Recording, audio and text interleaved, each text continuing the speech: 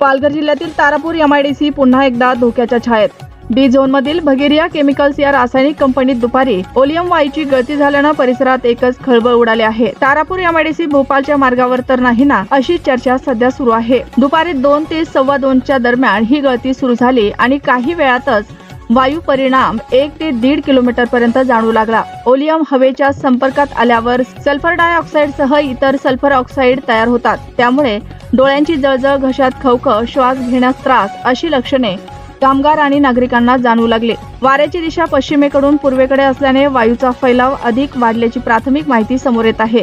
घटनेची माहिती मिळताच जिल्हाधिकारी डॉक्टर इंदुराणी जाखड यांनी आपत्कालीन यंत्रणा सतर्क केल्या। महसूल विभाग, पोलीस प्रशासन आणि आपत्कालीन कक्ष घटनास्थळी दाखल झाले। महाराष्ट्र प्रदूषण नियंत्रण मंडळाचे अधिकारी परिस्थितीचा आढावा घेत आहे। दरम्यान कंपनीलगतचा रस्ता तात्पुरता बंद करण्यात आला असून पोलिसांचा मोठा बंदोबस्त तैनात करण्यात आला आहे।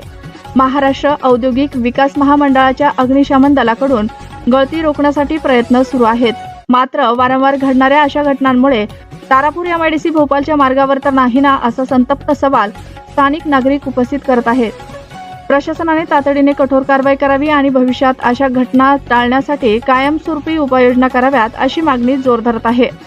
2:30 वाजेच्या सुमारास बोईसर पोलीस स्टेशन हद्दीमध्ये बगेरिया केमिकल्स येथे ओलियम गॅस गळती, सस्पेक्टेड ओलियम गॅस गळती झालेली आहे। गॅस अजूनही बाहेर येतोय आणि MIDC, फायर ब्रिगेड तसेच पोलीस विभाग तसेच इतर विभागांच्या मार्फतीने हा गॅस लवकरात लवकर कसा थांबवण्यात येईल याचे प्रयत्न करण्यात येते।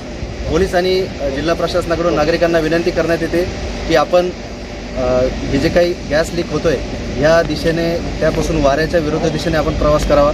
तोंडाला रुमाल किंवा मास्क, ओला रुमाल किंवा ओला मास्क लावून आपण वाऱ्याच्या विरुद्ध दिशेला आपण तिथून जावं।